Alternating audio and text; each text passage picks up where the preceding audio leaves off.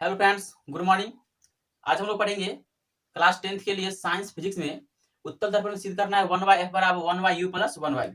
चलिए ध्यान दीजिएगा। अगर मान लिए कि ये हो गया आपका क्या, ये हो गया आपका उत्तल दर्पण हो गया। ठीक है, मान लेते हैं ये आपका उत्तल दर्पण हो गया,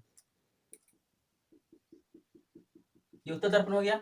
ये आपका प्रधान अक्ष हो गया, यहाँ पर ये ध्रुव हो गया, और ये हो गया आपका अनंत। अनंत को ओ नाम दे देते हैं। इसको क्या करते हैं, आगे तक बढ़ा देते हैं। आगे तो क्या कर दिए, इसको बढ़ा दिए। अब यह ध्यान देना है कि उत्तल दर्पण का इसका नाम दे दीजिए M और N, उत्तल दर्पण नाम दे दीजिए।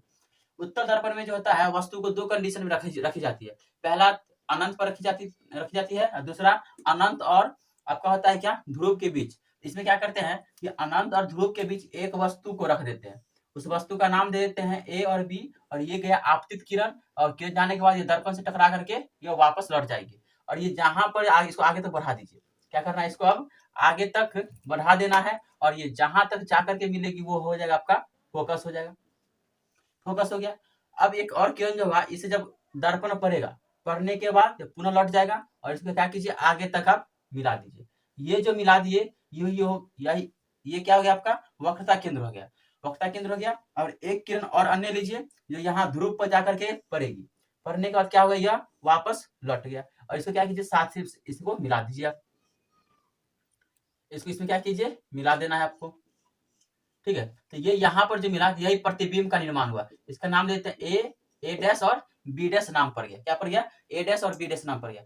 चलिए, तो माना में कि अब एक ध्यान दीजिएगा कि प्रतिबिंब किसके बीच बना, फोकस और ध्रुव के बीच में प्रतिबिंब बना। इसको लिखेंगे कि माना MN एक उत्तल दर्पण है, जिसके प्रधान अक्ष OPC पर अनंत और ध्रुव के बीच एक वस्तु AB को इस प्रकार रखा गया है कि इसका काल्पनिक तथा सीधा प्रतिबिंब A dash B dash focus F तथा ध्रुव P के बीच बनता है। इतना बात आपको क्या लिखना पड़ेगा, आपको भाषा में लिखना पड़ेगा। ध्यान दीजिएगा, क्या है कि माना MN एक उत्तल दर्पण है, MN एक उत्तल दर्पण है जिसके प्रधान अक्ष OPC, ये पूरा नाम लीजिए OPC, जिसके प्रधान अक्ष OPC पर अनंत, ये हो गया अनंत, और ध्रुव P, अनंत और ध्रुव P के बीच एक वस्तु AB को इस प्रकार रखा गया है कि इसका काल्पनिक तथा सीधा प्रतिबिंब A dash B dash focus F तथा ध्रुव P के बीच बनता है। इतना बात आपको भाषा में लिखना पड़ेगा। और एक बात ध्यान दीजिएगा, जैसे कि बात करें वस्तु की दूरी, अगर हम आपसे पूछे तो वस्तु की दूरी कहिएगा सर PA हो जाएगा आपका वस्तु की दूरी, ये PA डैश हो जाएगा प्रतिबिंब की दूरी, और PF हो जाएगा आपका फोकस दूरी, और वक्रता त्रिज्या की बात करें तो PC हो जाएगा क्या, आपका वक्रता त्रिज्या हो जाएगा। अब यहाँ पर ध्यान दीजिएगा कि हम बताएं कि PA हो गया वस्तु की दूरी, वस्तु की दूरी PA, क्योंकि सभी दूरी को कहां से मापी जाती है, तो सभी दूरी को ध्रुव से मापी जाती है। ध्रुव को मूल बिंदु मानते हुए सभी दूरी को मापी जाती है। तो PA वस्तु की दूरी हो गया, आपका PA डैश हो गया प्रतिबिंब की दूरी, PF हो गया फोकस दूरी, PC हो गया आपका वक्रता त्रिज्या हो गया। अब यहाँ पर चिन्ह परिपाटी साइन कन्वेंशन का उपयोग करेंगे, और बताए थे कि आपका उत्तल दर्पण हो या अवतल दर्पण हो, अगर इसको ध्रुव मान लिया जाए, ये ध्रुव है, इधर जितना भी रहता है ऑल टू ऑल पॉजिटिव होगा, और इधर जितना भी होगा आपका ऑल टू ऑल क्या हो जाएगा, आपका निगेटिव हो जाएगा। तो वस्तु की दूरी इधर है, यहाँ वस्तु की दूरी हो जाएगा निगेटिव, और प्रतिबिंब की दूरी यहाँ पर है तो ये आपका प्लस हो जाएगा, और फोकस दूरी भी प्लस हो जाएगा, वक्रता त्रिज्या भी प्लस हो जाएगा। सिर्फ यहाँ पर जो है आपका आ गया कि वस्तु की दूरी निगेटिव आ गया, बाकी बात सभी के सभी क्या हो गया, आपका पॉजिटिव हो गया। अब आते हैं प्रमाण में। प्रमाण में आने के लिए आप त्रिभुज से चलिए, जैसे कि अवतल दर्पण में बताए थे दो त्रिभुज चलना है, तो इस त्रिभुज से ABC बड़का त्रिभुज चलेगा, क्योंकि त्रिभुज ABC और क्या चलना है, A dash B dash C से चलिएगा। त्रिभुज A dash B dash C, ध्यान दीजिएगा कौन त्रिभुज से चले आप बताएं। आपको चलना है पहले बड़ा त्रिभुज ABC, क्या चलना है, त्रिभुज ABC और A dash B dash C में चलिए। ये आपको ध्यान पता होना चाहिए कि ये 90 डिग्री है और ये भी 90 डिग्री है, और दोनों त्रिभुज में C क्या है, आपका उभयनिष्ठ आ रहा है। दोनों त्रिभुज में C क्या आ रहा है, आपका उभयनिष्ठ आ रहा है। यहाँ पर लिखेंगे कि कोण BAC बराबर कोण B dash A dash C हो गया, B dash A dash C बराबर 90 डिग्री हो गया। और यहाँ पर लिखेंगे कोण C क्या है, आपका उभयनिष्ठ है। उभयनिष्ठ, उभयनिष्ठ का मतलब होता है दोनों में होता है, उभयनिष्ठ है। और ये बात ध्यान दीजिएगा कि यही बात कि एक 90 डिग्री हो गया और एक ओभेनिस्ट हो गया, तो दोनों त्रिभुज क्या हो जाएगी, समरूप हो जाएगी। ठीक है, इसलिए त्रिभुज ए बी सी समरूप त्रिभुज ए डैश बी डैश सी। और बताए थे कि समरूप त्रिभुज का भुजा क्या होती है, समानुपातिक होती है। अतः समरूप त्रिभुज की भुजाएं समानुपातिक होती है, समानुपातिक होती है। चलिए, समानुपातिक होती है। अब ध्यान दीजिए, तो ये ए बी बट्टा में ए डैश बी डैश हो जाएगा। ए बी बट्टा में ये ए बी बट्टे हो जाएगा ए डैश बी डैश बराबर ये हो जाएगा ए बी बट्टा ए डैश बी डैश। अब पूरा यहां से लेकर के यहां तक जाना है, कहां तक, ए सी तक। तो ए सी और बट्टे में ए डैश सी, ए सी और बट्टे में हो गया ए डैश सी। इसको इक्वेशन नंबर क्या मान लीजिए आप, 1 मान लीजिए। समीकरण क्या मानना है, 1 चलना है। अब फिर पुनः एक त्रिभुज और लेना है। ये चले थे बड़का त्रिभुज से, फिर ये से। अब चलना है त्रिभुज ए बी पी, इस त्रिभुज से, और ए डैश बी डैश पी से। तो इधर भी आपका 90 डिग्री हो जाएगा और ये कोण भी क्या हो जाएगा, 90 डिग्री हो जाएगा। चलेंगे त्रिभुज, चूंकि त्रिभुज ए बी पी और त्रिभुज ए डैश बी डैश पी से। ठीक है, यहां से चले। अब यहां से ध्यान देना है, क्या इसमें लिखेंगे कि कोण बी ए पी बराबर कोण बी डैश ए डैश पी। क्या, बी डैश ए डैश पी बराबर क्या हो गया, ये 90 डिग्री हो गया।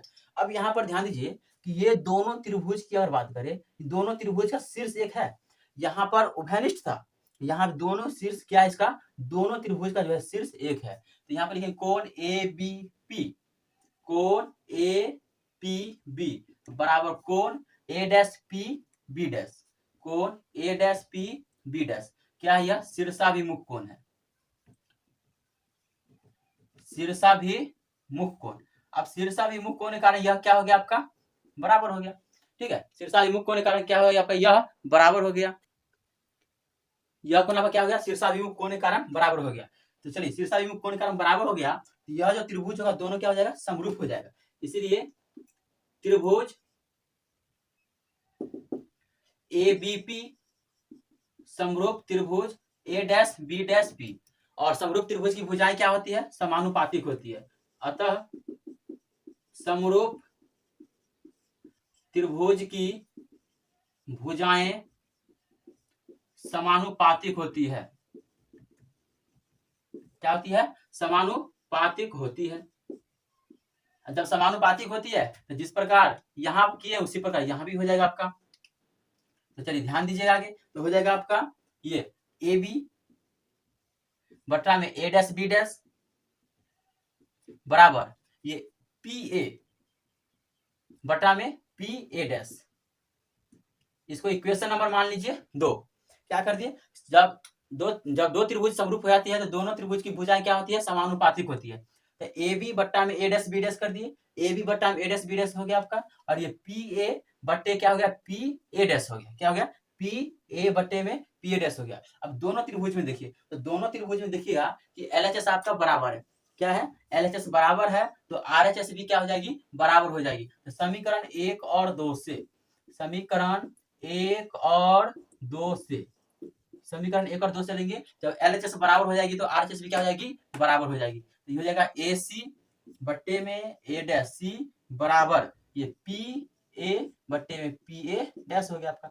LHS बराबर तो RHS भी बराबर हो गई यहाँ से। अब यहाँ पर ध्यान दीजिएगा, सबसे महत्वपूर्ण बात अब यहाँ समझना है कि AC का मान हमको चाहिए। क्या है, AC। तो यहाँ से यहाँ तक पूरा AC है, तो इस AC को हम PA प्लस PC लिख सकते हैं क्या।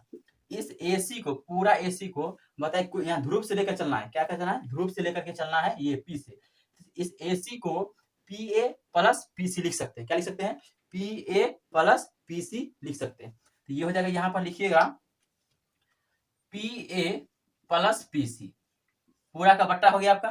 फिर क्या हो जाएगा यहाँ A डैश C, इतना का मान चाहिए हमको, इतना चाहिए। तो A डैश C है, तो पूरा बड़का में से PC में से अगर हम P कितना लेना है मान हमको, A डैश C लेना, इतना लेना है। तो पूरा पीसी में से पी ए डैश को घटा देंगे, माइनस पी ए डैश घट गया, क्या हो गया, पूरा पीसी में से पी ए डैश घटा देंगे तो इतना आपका निकल जाएगा ए डैश सी का निकल जाएगा, बराबर पी ए, तो ये वस्तु की दूरी है ही, पी ए हो गया, बट्टे में पी ए डैश हो गया आपका।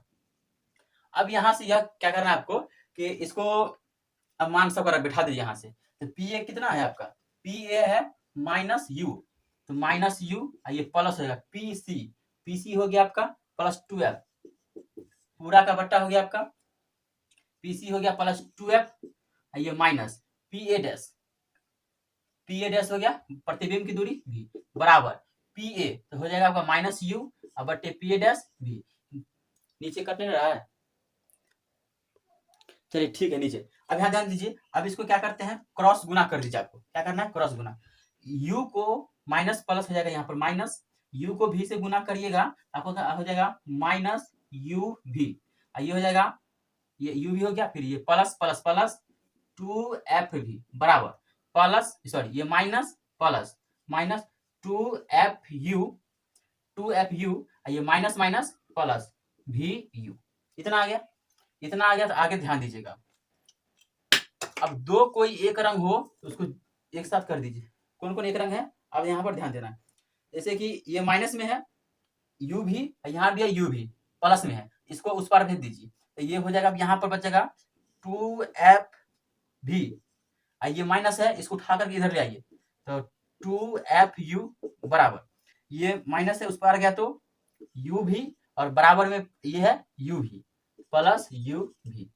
अब यहाँ ध्यान दीजिए, ये 2f भी माइनस 2fu बराबर, दोनों को जोड़िएगा तो 2u भी आ जाएगा, क्या आ जाएगा, 2u भी आ जाएगा। अब यहाँ से दो कॉमन ले लीजिए, जब दो कॉमन लेंगे f भी माइनस fu, ये 2 हट जाएगा, कॉमन ले रहे हैं, बराबर 2u भी, दो कॉमन ले लीजिए, दो तो कट जाएगा, ये दोनों कट गया, बचा f भी माइनस fu बराबर में u भी। अब दोनों तरफ क्या कीजिए, भाग दे दीजिए u भी f से, तो बट्टा में आ जाएगा, दोनों तरफ u भी f से भाग देने पर क्या किए, दोनों तरफ u भी f से क्या कीजिए, भाग दे दीजिए, ये हो जाएगा f भी बट्टे u भी f माइनस f u बट्टे में u भी f हो गया, बराबर दोनों तरफ क्या कर दिया, u भी f से भाग दे देना है, क्या करना है, दोनों तरफ u भी f से भाग देना है, जो कटेगा उसको काट दीजिए, जो बचेगा उसको बचा लीजिए, दोनों से ये दोनों कट गया, और ये f से f कट गया, u से u कट गया, और u भी से u भी कट गया, यहाँ आया 1/u माइनस 1/v बराबर 1/f आ गया। तो यहाँ माइनस आ रहा है तो कहीं पे मिस्टेक कर रहे हैं, ये f भी माइनस में f भी, एक बात ध्यान दीजिए, ये f भी माइनस में है ना, इधर आएगा तो प्लस में हो जाएगा था, ये क्या हो जाएगा आपका, यहाँ पर प्लस हो जाएगा, ये प्लस, तो यहाँ पर हो जाएगा आपका प्लस हो जाएगा, ये प्लस हो गया, ये आपका सिद्ध हो गया, क्या होगा, ये सिद्ध हो गया। अगर इसी को अगर बता दे कि अगर हम f बराबर r/2 होता है, f बराबर क्या होता है, r/2, तो यहाँ पर f के जगह पर अगर ये लिखते हैं जैसे कि 1/u प्लस 1/v बराबर 1/f, तो 1/u प्लस 1/v हो गया, बराबर अगर 1/f की जगह पर हम क्या लिख दे, r/2 लिख दे, तो जो सबसे नीचे वो कहाँ चला जाएगा, सबसे ऊपर चला जाएगा, तो ये 2/r, ये भी आपका सिद्ध हो गया। जैसे कहेगा आपको एग्जाम में, आप वैसे सिद्ध कर सकते हैं।